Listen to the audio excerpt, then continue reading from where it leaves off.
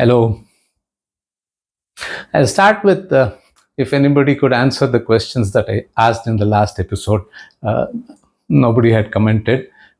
So, anyway, I'll give the answers. I had asked two questions if that the Vrittis, the Aklishta Vrittis, the colored Vrittis, whether negative or positive, they had an expression in Indian dance form, and they are the Navarasas. They demonstrate the good modifications and the bad modifications. So the Navarasas, in fact, display the emotions that arise from the Vrittis, the modifications. This was one question. And the other was the Abrahamic philosophies too have this concept, and that was the seven deadly sins. They are also Vrittis. They arise from modification of the mind. So these two are the answers to the questions asked in the previous episode. In the previous episode, I thought that I did not explain the last two Vrittis, that is sleep and memory, very correctly. So I thought I'd just spend a little bit of time. It's a little esoteric, and I'll try to make it easy to understand. When we sleep, we think we have no thought. But the thought of not having a thought itself is a thought. Like you say, I slept so well, I didn't know anything. So the fact that you didn't know anything itself is a thought. And you thought you were completely unconscious, but no, when sleeping you had thoughts. Pretty much consciousness is still suspended during sleep, but thought does occur during sleep.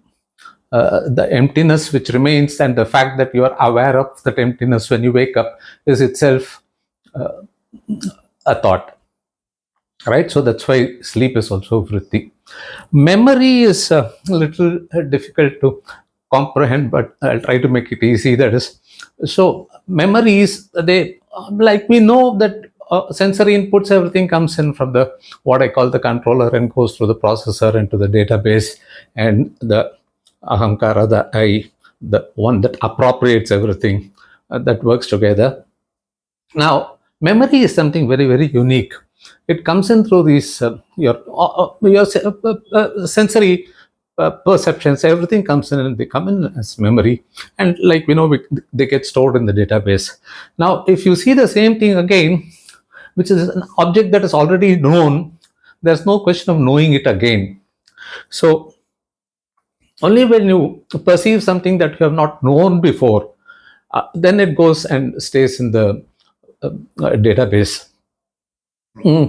So now Patanjali says, the commentary of Vyasa, actually, because I have to go into that to explain this, says that what comes first, the act of the knowledge or the object of the knowledge itself? And then he takes a position and then concludes that both of them happen. The point is, the impression, the act of knowing happens first, definitely. It has already happened and comes. And then the object of that knowledge later comes up as memory. So when we look at this, memory is something unique which has passed through those Vrittis that we spoke about, which is real cognition, unreal cognition, verbal delusion, sleep. And that's why memory is the last in this, because it has gone through all those four. All the time the database is there and the memory is there, stored deeply. And when needed, it is called upon. And I think usually it comes up even if it's not called upon at the most inappropriate moments. So that's memory. And sleep, I have said. I hope I made it clear. So that's it. If this is too complicated, we'll just say that the memory consists of impressions that you have that come up later and you can use them. So what did we do here? In the last episode, I concluded with Sutra 1.12, that is of the Samadhi Pada, the 12th Sutra. And I had discussed, I had chosen that sutra specifically, though it is not relevant right at the moment. It says that it's a very fundamental basis of the practices that will come later, is that practice and detachment, Vairagya. These two are very important, as we will see later.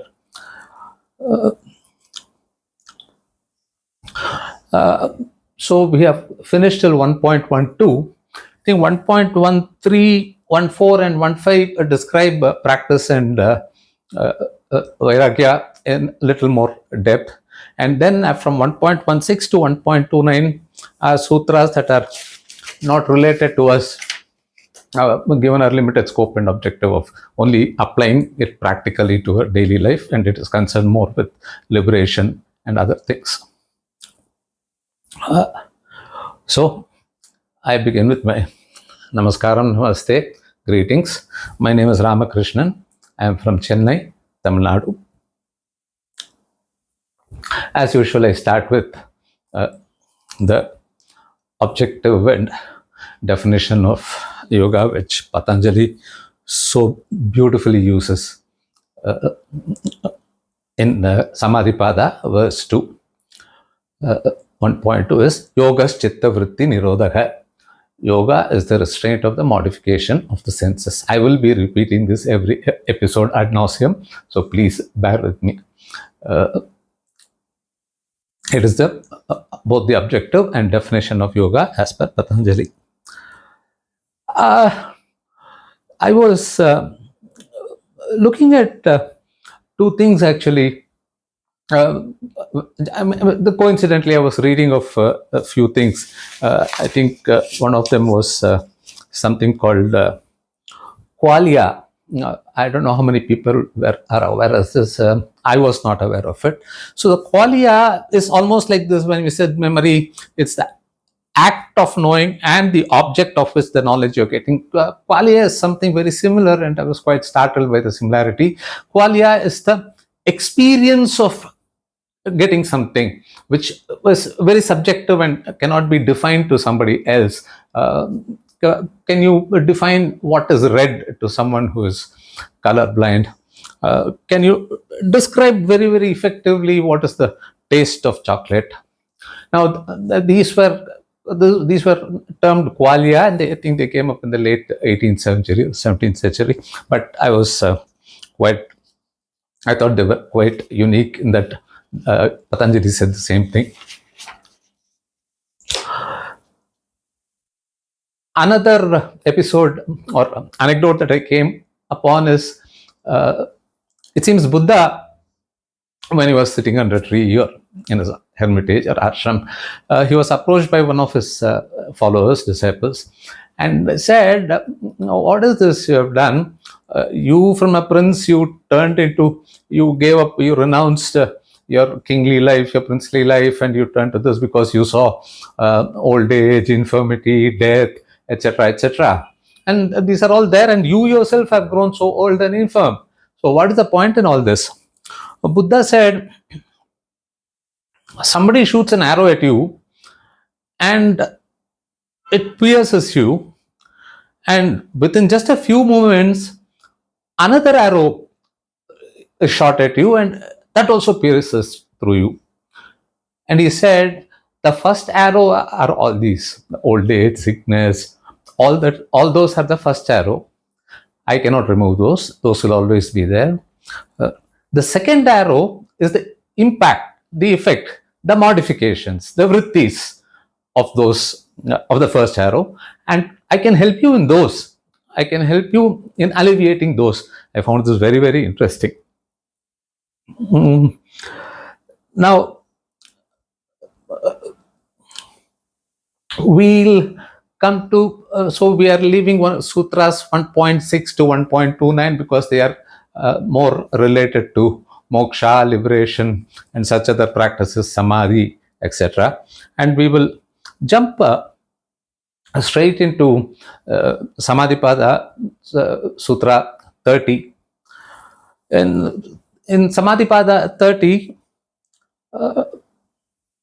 Patanjali lists 8 or 9 obstacles to restraint.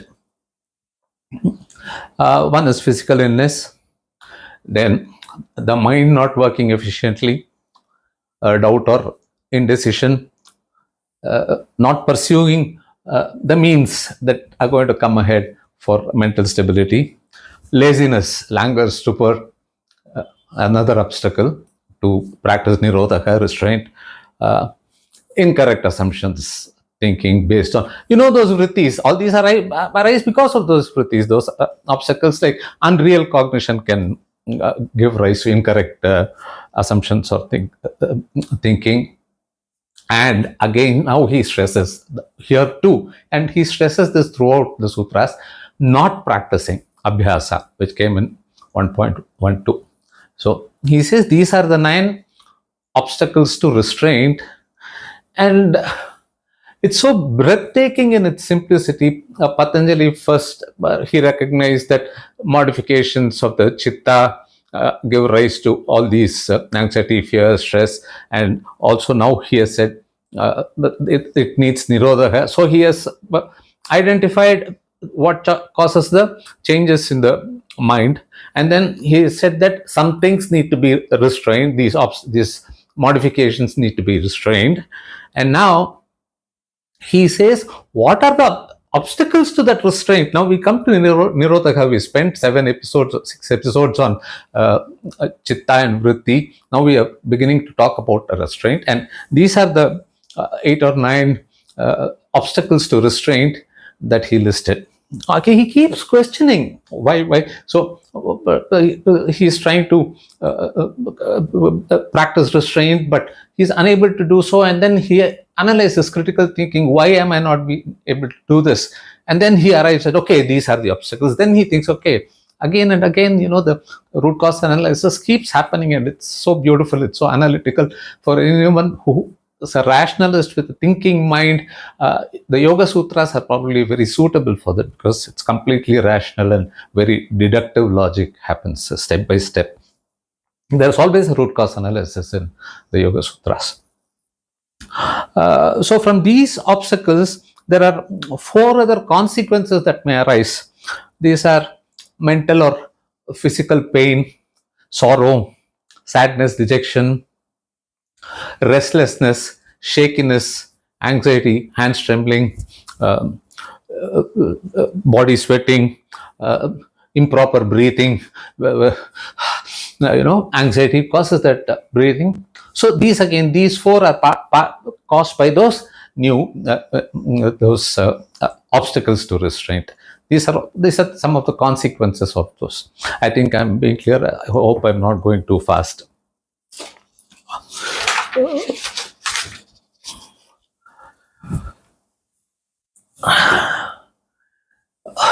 Now comes the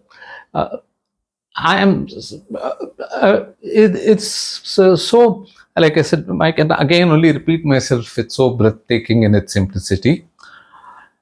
Patanjali divides, he has these problems, the obstacles to restraint, and he realizes that this comes mostly from your large grouping of feelings and your relationships with people. It's absolutely relationships with people. Patanjali now, after listing these obstacles to restraint, he doesn't give just one solution.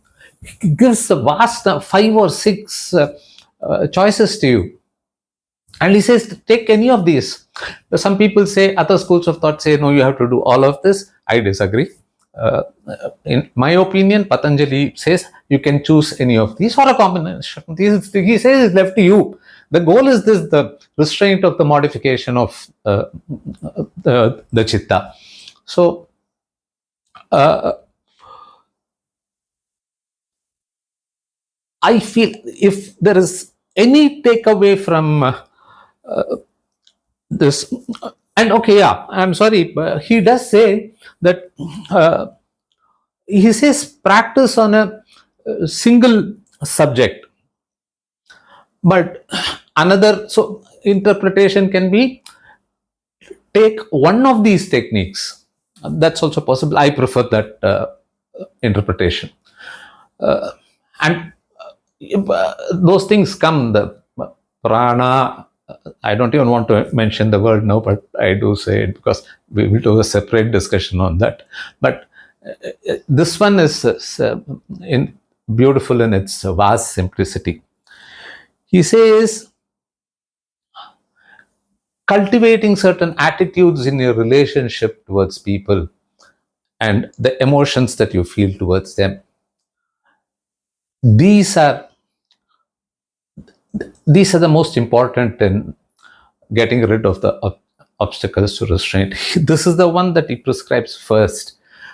I don't know now whether the 4 or 5 that he prescribed, it's in order of precedence or all are equal. He chose to put this first, and he keeps using the word or this, or this, or this, and not and this or this and that. So as I said, my interpretation is any one of them.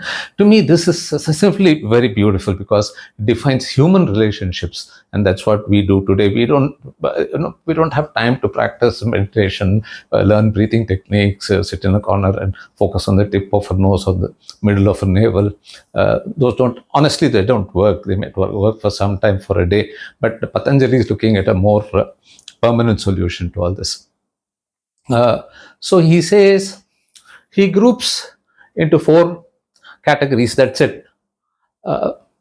Happy people, unhappy people, virtuous people, wicked people. This is it. He classifies the entire human race into these 4 types of people. Those who are happy, those who are unhappy, those who are not unhappy in misery, those who are happy, those who are in misery, those who are virtuous, and those who are wicked. And he says, if you meet someone who is feeling happy, he says the mind becomes purified by all this. He says, if you meet somebody who is happy, express friendliness to them. How can I say that? I think I've said this before. Somebody is very happy at winning the lottery, or he bought a new car, he got a promotion. The first thought that enters my mind is jealousy. It does. I have to be completely honest. That is the first thought that comes. After that, it could be, oh, nice. But then the first thought is, oh, I didn't get that. So that's one thing that Patanjali says, cultivate. To those who are happy, cultivate friendliness with them. Yeah. Those who are suffering, who are in misery, show compassion. I mean, there's a no-brainer, of course, because we'll also be in the same, we could always be in misery. So do unto others what is done unto you. So he says those who are in misery demonstrate compassion. Goodwill towards those who are virtuous. What is goodwill? Praise them, be with them, follow them, look at what they are doing, be in admiration of them. You need not worship. Look up to them, the virtuous, try to follow what they are doing. So this is what he says. He says, demonstrate goodwill towards these people and never think ill of them. And then, to me, the last is it's I don't know. It's counterintuitive. Is wickedness.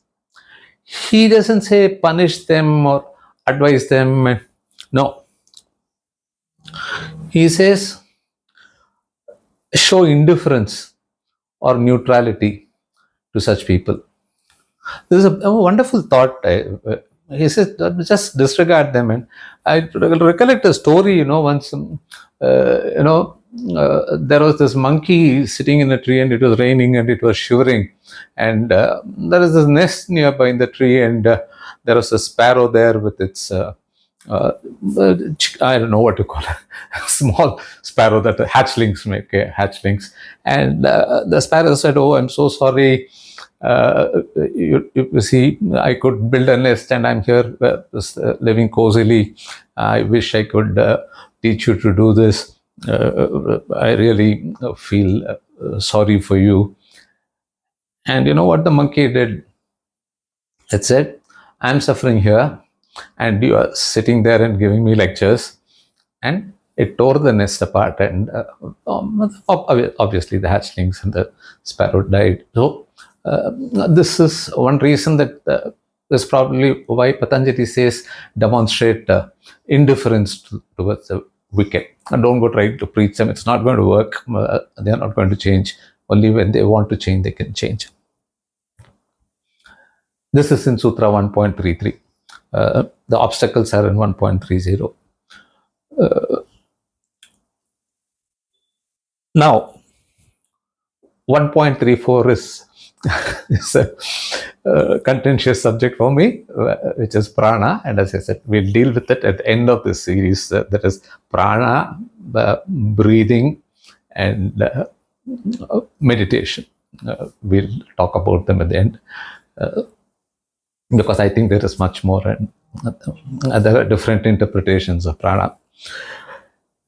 Now that we have covered chitta, vritti, nirodhaha, we are coming, restraint. We have said, okay, these are the obstacles to the restraint, and we have very simply given the solutions. That's it. He says these are the obstacles to restraint, and here's a solution for you. These are the only four kinds of people in the world: those who are happy, those who are in misery, those who are virtuous, those who are wicked. You won't find anything else. So, and by this, of course, relatively, they are largely, nobody is completely happy or nobody is completely wicked. But relatively, it's definitely, certainly relatively. Now, having done that, as I said, Samadhi Pada is the first book. The second book is Sadhana Pada. Third book is Vibhuti Pada. Fourth is Kaivalya Pada, which is very esoteric, and some people even say that it was not. It was added much later as against Buddhist philosophy. Be that as it may, we are not going to go into Vibhuti Pada and Kaivalya Pada. Samadhi Pada now I have stopped with 1.33. We'll come back to a few of the things in Samadhi Pada. I want to go to now Sadhana Pada. And I'll skip the first three, which again are related to moksha, liberation, and that stuff. And I'll start with the fourth sutra. The fourth sutra. Now, we talked about Klishta. Patanjali now introduces a concept called Klesha. We had 5 Vrittis. Patanjali says also there are 5 Kleshas. What are these? Ignorance, egoism, over-attachment to objects, obsession, addiction to pleasures. So that is raga. Avidya, asmita, raga. Dvesha. Dvesha is sometimes, I think it's used in the meaning of anger also, dvesha, but here it means aversion to something, disgust, aversion. And the last is slightly philosophical, but I'll include it. We can take some of it and discuss it later. Abhinivesha, which is the love for life, wanting to live, is how he describes these. And he says these are the kleshas that cause suffering and hinder mental stability. They are the root causes of disturbances. And when I read it in that order, that is avidya, ignorance, asmita, egoism, raga, over obsession, and dvesha, aversion, and abhinivesha, love of life. The last 4 all arise because of the first, ignorance. So now we will, if you remember, this is why I had spoken about Klishta and said Klishta and Aklishta, colored uncolored, but we will take only Klishta and say that they are colored with both negative and positive for our discussions later. And that is where we are coming to now. So these 5 afflictions, they can manifest due to ignorance, as I said, avidya, misidentification, leading to feelings of attachment, aversion, and so on. But the main cause of it is obviously avidya. So now let's connect these two. We have now learned that Kleshas are there. He didn't introduce them in the Samadhi Pada. He brought them into the Sadhana Pada. So what his sequence was, we can never say. We don't know how it went. But for our purposes, I'm doing this because only then some sort of flow is coming for our applying these to our life. So when these kleshas are active and they are predominant in our psyche, they are referred to as klishta. Okay, colored. These are colored klishtas, and we said we will talk about negative klishtas. If you remember, I said, okay. So we are talking about negative klishtas. So in this state of mind, these 5, they immensely, significantly impact our thoughts, emotions, behavior, so many things, and they result in. So these kleshas are what result in the suffering and confusion. Klishta, Vrittis, modifications that are Klishta, and the Kleshas. And these Kleshas are what impact our thinking, behavior, and create all these problems. He is closing the loop here. You have to understand this clearly. So now the relationship between Chitta, Vritti can be Klishta, Aklishta, and then Kleshas, the 5. This closes the gap. So it's planned, do, check, act sort of cycle. Okay, the Kleshas that create the Klishtas, they go round and round. So the whole point of the Yoga Sutras is to stop these Kleshas, which will automatically affect the Klishtas. So Kleshas are the root affliction, and they are the ones that give rise to Klishtas. You might have latent Kleshas that are yet to surface. But once they surface, again they become Klishta as soon as they surface, and they create the same disturbances.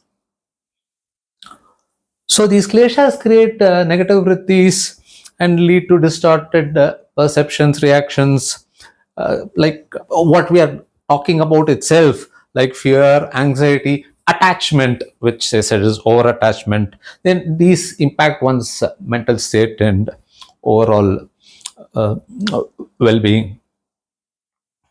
So in Yoga Sutra, Vrittis and Kleshas are both important. They are important concepts, and they pertain to the working of the mind, but they refer to different aspects of mental activity and disturbances. But we should remember that Patanjali says that it's the Kleshas that cause the Klishtas, not the other way around. So we have already seen what are the vrittis, so I don't want to go into them. No, I hope we have understood clearly the Kleshas and how they impact the modifications of the mind, and the leading cause of the Kleshas is ignorance, and the other 4, like ego and the like, follow from ignorance.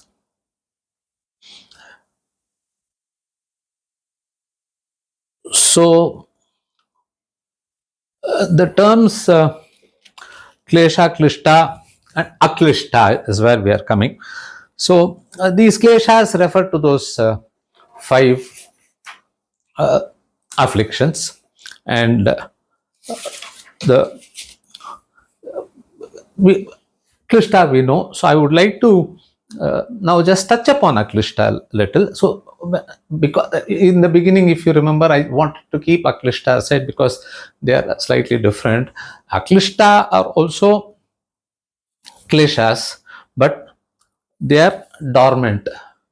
They are less influential. That's all.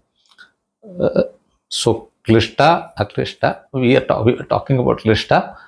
Aklishta are somewhat less dangerous. They are there.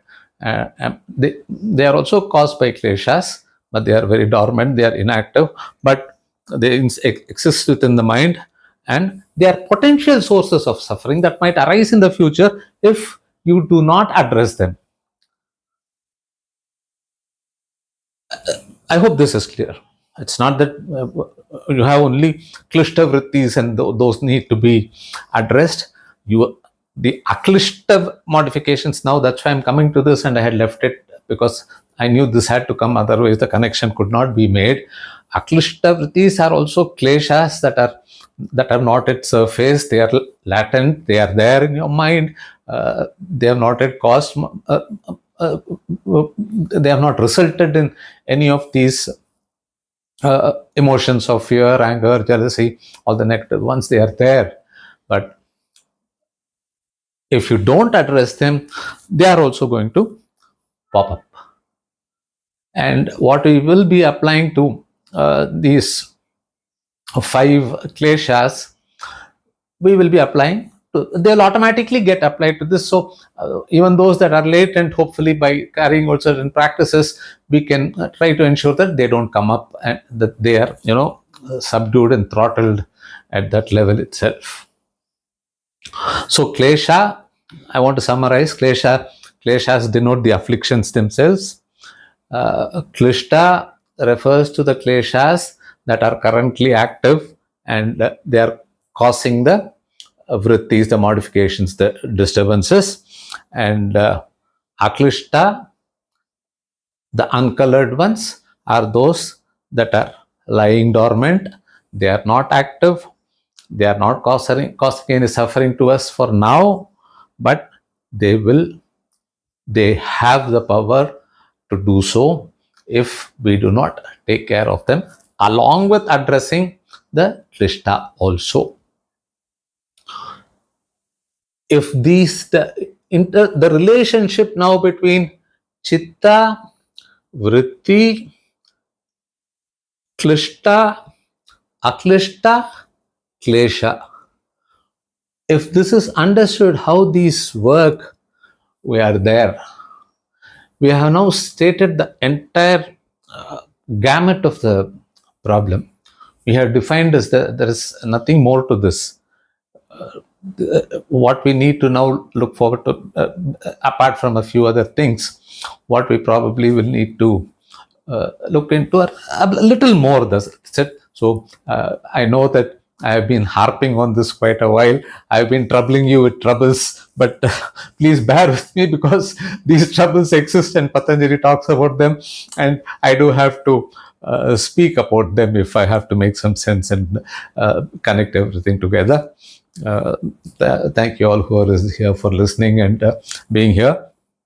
As I always say, if you think you have taken away something worthwhile from this conversation, please subscribe to my channel, and the description, the link to the playlist containing the previous episodes is given in the description. And please do like this video, share it, and press the bell icon to get notified about other upcoming episodes. This is done every Sunday at either 6:30 or 7. Every Sunday there will be a new episode. I think this is the 7th or 8th. I don't remember. I'll have to check. So until I meet you next Sunday, Namaskaram, Namaste, greetings.